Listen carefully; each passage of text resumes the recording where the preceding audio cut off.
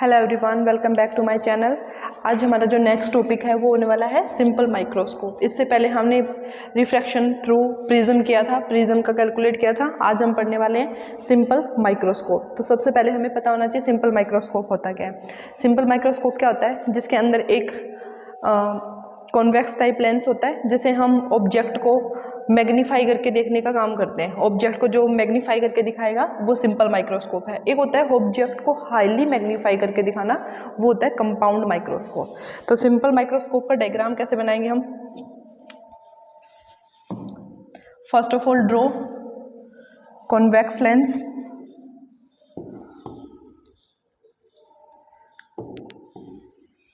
इसमें क्या होता है, जो ऑब्जेक्ट होता है, ऑब्जेक्ट आपका कहाँ पे रखा जाएगा? फोकस और जो लेंस का जो सेंटर पॉइंट है उसके बीच में हम ऑब्जेक्ट को रखते हैं, और जो इमेज जो हमें मिलेगी वो क्या होगी? हाईली मैग्नीफाई होगी। This is convex lens, first ray, principal axis, this is focus of the lens and centre of the lens, जिसको हम ओ पॉइंट से बोल सकते हैं, या फिर हम बोल सकते हैं ओ से डिनोट कर लेते हैं इसको, ये ओ है। सेंटर और फोकस के भी जो ये लेंस का जो सेंटर पॉइंट है, सेंट्रल पार्ट है, ऑप्टिकल सेंटर जिसको बोलते हैं, इसके बीच में और फोकस के बीच में, मतलब यहाँ पे हमारे पास में क्या है, कहीं पे भी ऑब्जेक्ट प्लेस किया हमने, ये ऑब्जेक्ट है, this is object. First ray हमें पता है क्या होती है, parallel to principal axis and pass in right side के फोकस से क्या हो जाएगी, ये पास होगी। तो राइट साइड के फोकस से ये क्या हो जाएगी, पास हो जाएगी। नेक्स्ट जो सेकंड रे है वो कहाँ से पास करवाते हैं हम? जो लेंस का जो ऑप्टिकल सेंटर है, यहाँ से हम क्या करवाएंगे, इस सेकंड रे को पास करवाएंगे, पास करवाने का काम करेंगे। जब इनको हम आगे, तो इनके बीच की जो डिस्टेंस है वो बढ़ती जाएगी, आगे मिलने का तो कोई चांस ही नहीं है, लेकिन हम इनको अगर पीछे की ओर बढ़ाएं तो ये कहाँ पे मिलेंगी? पीछे की ओर बढ़ाने पर ये हमें किसी एक पॉइंट पर, किसी एक पर्टिकुलर पॉइंट पे मिलती हुई दिखेंगी।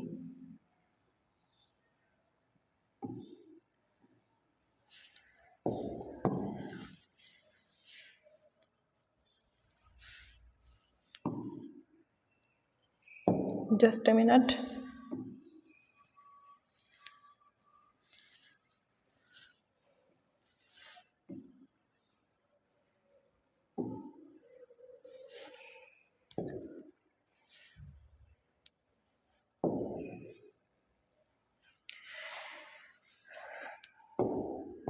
जैसे हमें ये यहाँ पे इस पॉइंट पे मिलती हुई दिख रही है, तो यहाँ पे हमारी क्या बन रही है, इमेज बन रही है, और इसको ड्रॉ करेंगे हम, दिस इज इमेज, जो कि क्या होगी, मैग्नीफाई होगी as compared to object. Object के कंपेयर में क्या होगी, मैग्नीफाई होगी।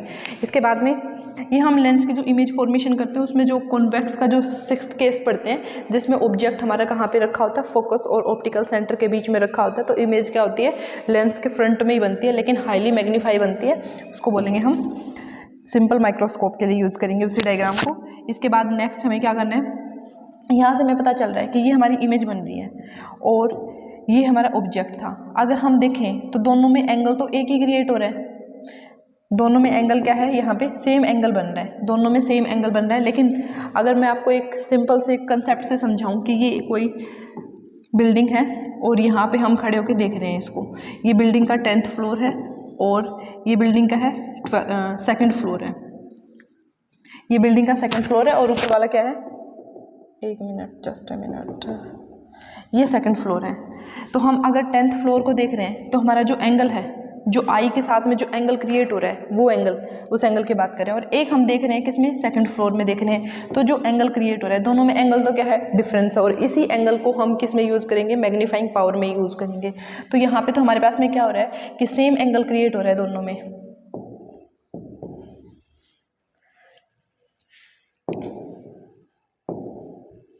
जस्ट अ मिनट, यहाँ पे दोनों में क्या हो रहा है कि ऑब्जेक्ट को देख रहे हैं तो भी यही एंगल बन रहा है, और इमेज को देख रहे हैं तो भी यही एंगल बन रहा है। तो इस एंगल के डिफरेंस को दूर करने के लिए, एंगल को अलग अलग डिफरेंट करने के लिए हमने क्या किया कि ये जो ऑब्जेक्ट था इससे हमने क्या ले लिया, एक पैरेलल लाइन सीधी, यहाँ पे एक पैरेलल लाइन ड्रॉ की, और हमने बोला कि यहाँ पे हमारा क्या बन रहा है, ऑब्जेक्ट बन रहा है।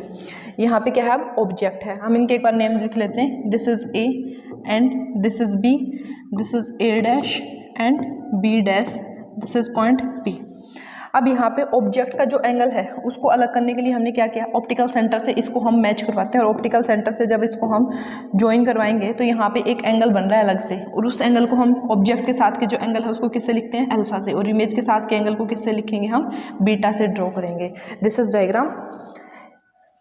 सबसे पहले हमने क्या किया था, एक कॉन्वेक्स लेंस लिया, ऑब्जेक्ट को हमने कहाँ पे प्लेस किया, फोकस और ऑप्टिकल सेंटर के बीच में रखा, उसकी एक क्या आ रही है, हाईली मैग्नीफाइड इमेज आ रही है, और उस इमेज में हमने क्या किया, जो ऑब्जेक्ट है उतनी ही, मतलब जो ये ऑब्जेक्ट के साथ में जो फर्स्ट रे थी हमारी पैरेलल टू प्रिंसिपल एक्सिस थी, ये आगे दूसरे राइट साइड के फोकस से पास हो रही थी, फिर हमने क्या किया था, ऑप्टिकल सेंटर से पास करवाया था, और ये वापस इस डायरेक्शन में क्या हो जाएगी, रिफ्लेक्ट बैक होगी। तो मतलब ये जो फर्स्ट रे थी, इंसिडेंट रे थी, इसी को हमने स्ट्रेट किया, स्ट्रेट करने का मतलब प्रिंसिपल एक्सिस के पैरेलल में इसी को हमने पीछे की ओर बढ़ाया, और ये जहाँ पे जो इमेज बन रही थी वहाँ पे हमने क्या किया कि एक पी पॉइंट ड्रॉ किया। अगर हाइट देखें तो पी बी डैश और ए बी क्या रहेंगे, बराबर रहेंगे। हम यहाँ पे लिख भी सकते हैं, जो पी बी डैश है वो किसके बराबर रहेगा, ए बी के इक्वल रहेगा।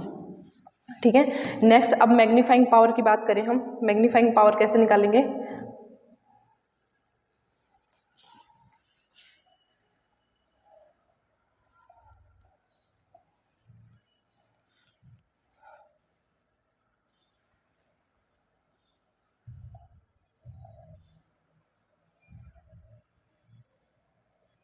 मैग्नीफाइंग पावर के लिए सबसे पहले हमें फॉर्मूला पता होना चाहिए। मैग्नीफाइंग पावर क्या, फॉर्मूला क्या होता है, जो इमेज के साथ में जो एंगल बन रहा है और जो ऑब्जेक्ट के साथ में जो एंगल बन रहा है उन दोनों का जो रेशियो रहेगा उसी को हम क्या बोलेंगे, मैग्नीफाइंग पावर। तो हम इसको लिखेंगे कैसे, एम इज इक्वल्स टू कितना हो जाएगा, बीटा अपॉन में एंगल अल्फा, और इनकी वैल्यू कैलकुलेट करने के लिए हम इसको किन में कन्वर्ट करेंगे, 10 में कन्वर्ट करेंगे। तो हम इस बीटा को क्या लिख सकते हैं, 10 बीटा अपॉन में क्या आ जाएगा यहाँ पे 10 अल्फा।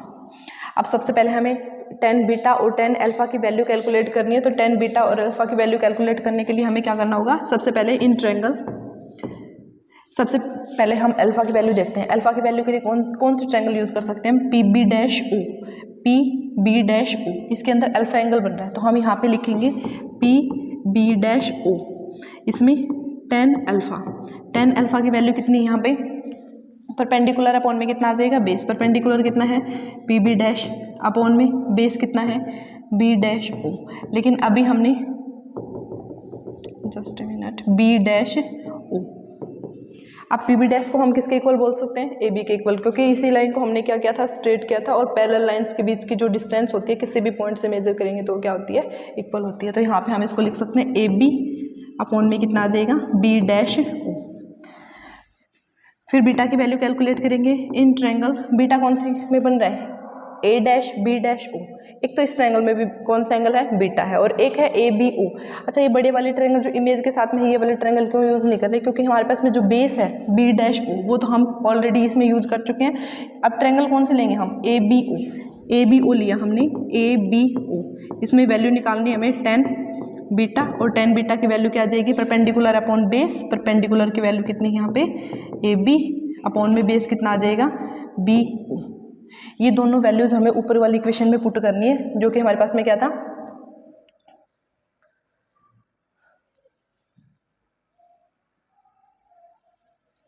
ऊपर वाली इक्वेशन क्या है हमारे पास में, m बराबर 10 बीटा अपॉन में कितना था, 10 अल्फा। इसके अंदर हमने पुट किया m is equals to, beta की वैल्यू कितनी है यहाँ पे, A B upon B O, और अल्फा की वैल्यू कितनी है यहाँ पे, ए बी अपॉन में कितना आ जाएगा, बी डैश ओ।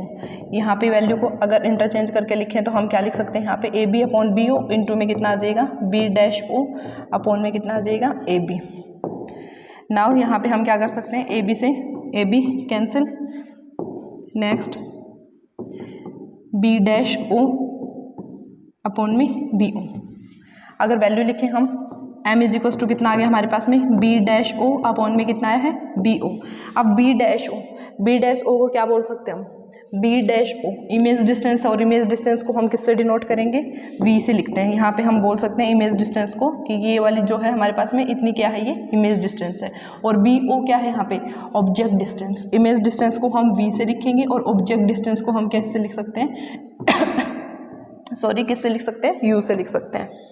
वैल्यू पुट करेंगे यहाँ पे, और एक बात और याद रखनी है कि ये दोनों ही क्या है, लेंस की किस साइड है, लेफ्ट साइड में है, दोनों ही लेफ्ट साइड में है। तो अगर साइन कन्वेंशन को यूज़ करें हम तो साइन कन्वेंशन के अकॉर्डिंग क्या हो जाएगा कि ये दोनों लेफ्ट साइड में है तो दोनों किस में आएंगे, माइनस के आ जाएंगे। तो यहाँ पे पुट करेंगे हम वैल्यू बी डैश ओ की वैल्यू कितनी आ जाएगी, माइनस का बी ओ की वैल्यू कितनी आ जाएगी यहाँ पे, माइनस का यू, और माइनस से माइनस क्या हो जाएगा, कैंसिल। तो मैग्निफिकेशन कितना आया है, v अपॉन में u।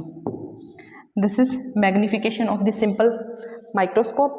अब नेक्स्ट हमें यहाँ पे लेंस फॉर्मूला यूज करेंगे। यहाँ पे लिखेंगे हम now using lens formula. Lens formula का यूज़ करेंगे। लेंस फॉर्मूला होता क्या है हमारे पास में, 1 अपॉन में f is equals to 1/v minus में 1/u। अब मैग्निफिकेशन को इस लेंस फॉर्मूला में कैसे फिट कर सकते हैं, ऊपर वाला फॉर्मूला हमें दिख रहा है, इज इक्वल्स टू कितना है, v/u है, और इसमें हमारे पास में एक जगह यहाँ पे अपॉन में u तो है, अगर ऊपर v आ जाए तो ये क्या बन सकता है, हमारा लेंस फॉर्मूला बन सकता है। तो कैसे करेंगे हम इसको, यहाँ पे लिखा हमने नाउ यूजिंग लेंस फॉर्मूला। अब ये u इधर माइनस का है, अगर मैं इसको लेफ्ट पे लेके आऊँ तो क्या आ जाएगा, ये प्लस का, और इधर 1/v माइनस में कितना आ गया, 1/f। अब इस इक्वेशन को हमें क्या करना है, बोथ साइड v से मल्टीप्लाई करना है। यहाँ पे लिखेंगे हम now the above equation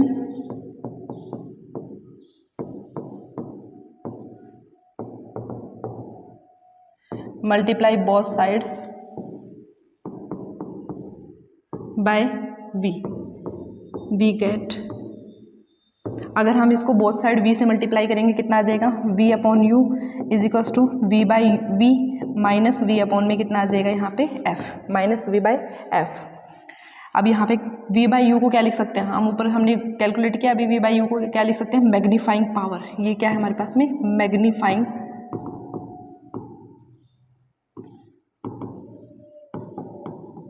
magnifying power of the simple microscope. तो m की वैल्यू कितनी है, v अपॉन यू, और v अपॉन यू को क्या पुट कर सकते हैं हम यहाँ पे m, v से v क्या हो जाएगा, कैंसिल, 1 माइनस में v अपॉन में क्या आ जाएगा, f। एक फॉर्मूला तो ये आया है।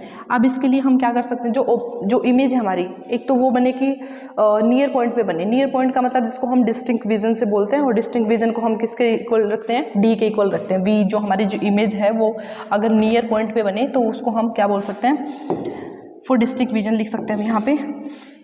Now case first, when image is formed at near point, और नियर पॉइंट को क्या बोल सकते हैं, डिस्टिंक्ट विजन, और डिस्टिंक्ट विजन को हम किससे डिनोट करते हैं, डी से डिनोट करते हैं। तो हम बोल सकते हैं जहाँ पे वी है हमारे पास में उसको किसके इक्वल रखना है, हमें डी के इक्वल रखना है। लेकिन जो डी है डिस्टिंक्ट विजन वो भी क्या है, इस डायग्राम में देखेंगे हम वो किस साइड बन रहा है, जो वी हमारी वो किस साइड फॉर्म हो रही है, left side of the lens. Left में है तो किसका रखेंगे हम, माइनस में रखेंगे। तो हम बोल सकते हैं ये किस में आ जाएगा, माइनस में आ जाएगा। और ये वाली वैल्यू अगर हम ऊपर वाली इक्वेशन में रखेंगे तो m इज इक्वल्स टू कितना आएगा, 1 माइनस का d अपॉन में कितना आ जाएगा, f। माइनस माइनस क्या हो जाएगा यहाँ पे, प्लस। तो m इज इक्वल्स टू कितना आ जाएगा, 1 प्लस d/f। दिस इज हमारा final result. This is final result. ये तो केस फर्स्ट था जहाँ पे हमारी जो इमेज है वो कहाँ पे फॉर्म हो रही है, डिस्टिंक्ट विजन पे, नियर पॉइंट पे फॉर्म हो रही है। अगर हम बोल दें कि जो हमारी इमेज है वो कहाँ पे बने, इन्फिनिटी पे। सेकेंड केस लिखेंगे यहाँ पे, now image is formed at infinity। अगर इमेज इन्फिनिटी पे फॉर्म होगी तो क्या हो जाएगा, v इज इक्वल्स टू कितना पुट करेंगे हम, v इज इक्वल्स टू कितना पुट करेंगे यहाँ पे, माइनस का माइनस हो चाहे प्लस हो, कितना पुट करेंगे हम, इन्फिनिटी पुट करेंगे। और इन्फिनिटी अगर पुट कर रहे हैं हम, जैसे मान लिया कि हमने बोला यहाँ पे जो ये वाला फॉर्मूला था हमारा कि magnifying power m is equals to v/f है। तो अगर मैं डिस्टिंक्ट विजन के लिए लिखूँ तो v की जगह पे कितना यूज़ किया हमने, d यूज़ किया। तो d अपॉन में क्या बन सकता है यहाँ पे, u। माइनस तो पहले से कैंसिल कर दिया, तो हम यहाँ पे ये फॉर्मूला क्या बोल सकते हैं, d अपॉन क्या बन रहा है, u बन रहा है। तो अगर हम इन्फिनिटी की बात करें तो इन्फिनिटी के लिए यहाँ पे अगर लेंस फॉर्मूला लगाओगे तो 1/f इज इक्वल्स टू कितना आ जाएगा, 1/v माइनस में कितना आ जाएगा, 1/u। क्लियर है इतना, 1/f 1/v की वैल्यू कितनी पुट करेंगे यहाँ पे, इन्फिनिटी, माइनस 1/u है। ठीक है, फिर नेक्स्ट हमें क्या करना है यहाँ पे कि 1/इन्फिनिटी अगर किसी के अपॉन में इन्फिनिटी है, something divided by infinity is 0, किसके इक्वल रहेगा, 0 के। तो 1/f इज इक्वल्स टू कितना आ जाएगा, ये 0 माइनस 1/u, कुछ फ़र्क नहीं पड़ेगा 0 में से तो, और u है ये, और ये u की जगह पे क्या रखेंगे हम, किस साइड फॉर्म हो रहा है ये हमारा, लेफ्ट साइड में फॉर्म हो रहा है, लेफ्ट साइड में फॉर्म हो रहा है, तो u की जगह पे कितना आ जाएगा हमारे पास में, माइनस का u, और माइनस माइनस ये वाला साइन क्या हो जाएगा, प्लस, तो यहाँ पे हमारे पास में कितना आ जाएगा, 1/f है, वो किसके इक्वल आ जाएगा, 1/u के। लेकिन अगर इन्फिनिटी की बात करें, हम डिस्ट्रिक्ट रीजन की बात करें और इन्फिनिटी की बात करें, तो v की जगह पे हमने कितना पुट किया था, d पुट किया था, तो यहाँ पे मैं बोल सकती हूँ कि both side multiply by d we get, लिख सकते हैं हम both side multiply by d, above equation, जो अबो इक्वेशन है हमारे पास उसको हमने d से मल्टीप्लाई किया, तो यहाँ पे बनेगा d अपॉन में f is equals to d by u, और d बाई यू को ही हमने क्या बोला था, मैग्नीफाइंग पावर बोल सकते हैं, मैग्नीफाइंग पावर किसके इक्वल आ जाएगी, d बाई f के लिए। लेकिन ये वाला किसके लिए आया है, जब इमेज हमारी कहाँ पे फॉर्म हो रही हो, इन्फिनिटी पे फॉर्म हो रही हो। अगर इमेज हमारी नियर पॉइंट पे फॉर्म हो रही है तो उसके लिए फॉर्मूला कौन सा यूज़ करेंगे हम, m is equals to 1 plus में d by F, this is most important formula, जो मेन फॉर्मूला है आपका वो यहाँ तक, कई बार आपको बुक्स में भी यहाँ तक ही मिलेगा, लेकिन अगर इन्फिनिटी की बात की जाए तो इन्फिनिटी के लिए कौन सा यूज़ करेंगे हम formula, m is equals to कितना आ जाएगा, d by F. This is simple microscope, I hope आपको अच्छे से क्लियर हुआ होगा।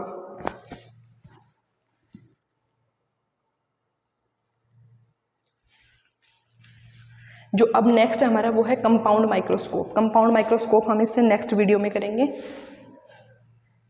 Thank you.